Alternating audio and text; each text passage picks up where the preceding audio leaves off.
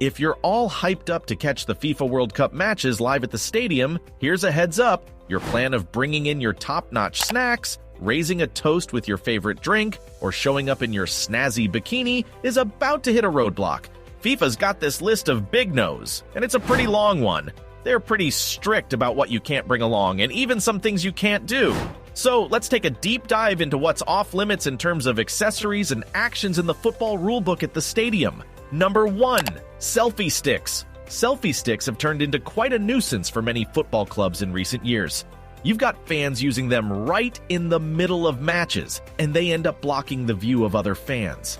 It's not just that, though. These sticks could easily double up as potential weapons. That might just be why FIFA decided to put its foot down and ban these phone accessories from a bunch of their stadiums. It's funny how selfie sticks were all the rage back when they first hit the scene in 2016. Everyone was using them, snapping away. But it's been a total headache for football clubs. Take Tottenham Hotspurs, for instance. They took the lead in 2016 by saying no more and banning these sticks from their turf. Number 2. Jewelry. Did you know that football players aren't allowed to rock their bling on the field during official matches or practices?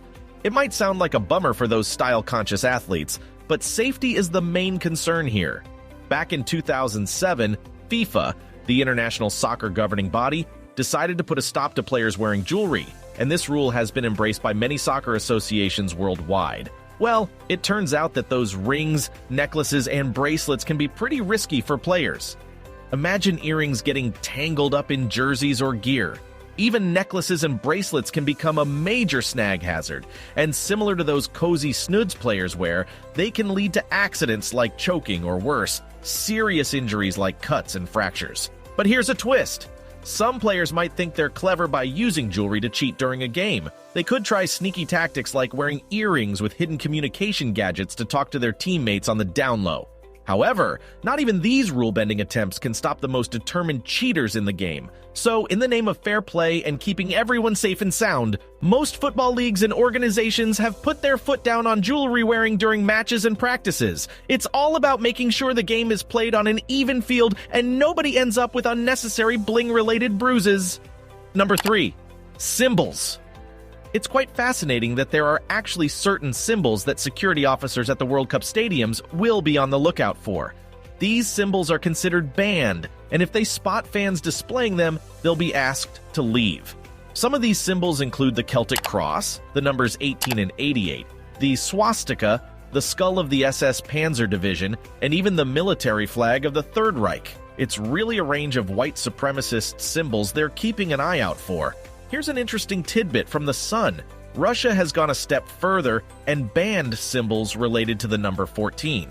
This number is tied to the 14 words often associated with the U.S. white supremacist David Lane.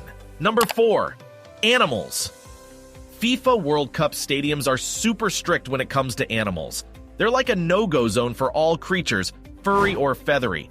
But there's a cool exception. Guide dogs. Those amazing four-legged helpers can actually get in. The security folks will only open the doors if you show them some fancy papers. Your guide dog needs to have a vet record that proves they're up to date with all their shots. Plus, you've got to wave around some official papers. So, if you're dreaming of catching the match with your trusty guide dog by your side, don't forget to grab those important papers. Otherwise, you'll be stuck outside, and that's definitely not the goal when there's a World Cup party happening. Number 5. Medications. Before the 2018 World Cup, FIFA rolled out this kind of odd addition to their code of conduct. They actually put a restriction on bringing medication into the stadiums. Like, you couldn't have more than one pack of more than 7 different meds. And they had to be in their original packaging, like aerosols, drops, syringes, and all that jazz. If a doctor prescribed you more meds, that's cool. They're not counting that. Now, I get it, syringes and aerosols might raise some eyebrows because they could potentially be used as weapons, right? But it's a bit of a head-scratcher to think that FIFA would put the kibosh on fans bringing in their legit prescribed meds.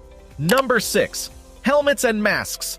With all the new focus on beefing up security in public spaces, you can bet the World Cup is also getting serious about it. Well, a lot of stadiums are really getting into the groove of things and want to be able to easily spot and recognize fans as they walk in. And that leads us to a little rule they've got going on. No helmets or masks allowed, my friend. FIFA spilled the beans and let us know that anything that helps you blend in or hide your identity is a no-go at this year's World Cup in Russia. So picture this. You're a motorbike enthusiast and you're all revved up to catch a match, but hold up, those helmets need to find a new home outside the stadium.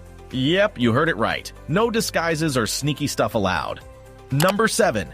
Wheelchairs of a certain size. FIFA really tightened up their rules for the 2018 World Cup when it comes to bringing wheelchairs into the stadiums.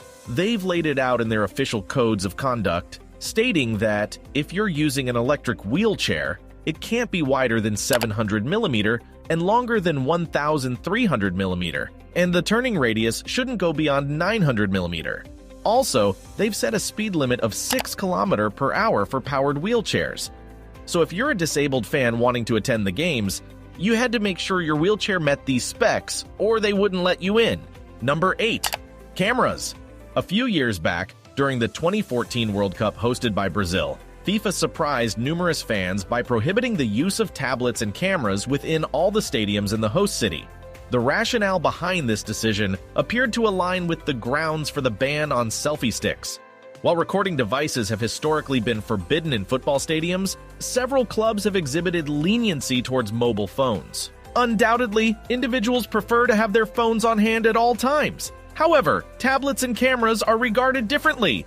This distinction might have led FIFA to formalize their ban almost 9 years ago. Number 9. Inflatable balls. You know those inflatable balls or beach balls that we've seen bouncing around at sporting events for ages? Well, they've kind of been a fun part of the game experience, giving fans some extra excitement during their trips to watch matches. FIFA, the big shots in the soccer world, decided to pull the plug on this tradition back in 2014 during the Brazil World Cup. It turns out these bouncy balls weren't all fun and games. Some folks in the crowd were having a tough time catching all the action on the field because these inflatables were blocking their view, and there were even cases of fans getting a bit banged up while trying to grab those runaway balls. So, FIFA took a stand and said, "No more!" They banned those inflatable distractions to keep everyone safe and ensure the focus stays on the match. And number 10, Vuvuzelas. Back in the 2010 FIFA World Cup, there was this super famous thing called the Vuvuzela that gained massive popularity among fans. It's like this horn instrument that people went crazy for and started buying in huge numbers. It got so darn noisy and irritating that FIFA, the big shots in charge, were like, "Okay, we've had enough." They put their foot down and banned the Vuvuzela from all the stadiums in South Africa. FIFA didn't stop there. They kept that ban train rolling in the years that followed. This ban thing has been going on for quite a while now, even up to this year's tournament. And there you have it, folks. A closer look at some of the most controversial and banned accessories in the world of football. From high-tech wearables to flashy gear that crosses the line, these items have caused quite a stir on the pitch. While some innovations aim to enhance performance, the regulations remain strict to ensure a fair and safe game. If you enjoyed this video, make sure to hit that like button and subscribe to our channel for the latest updates on football.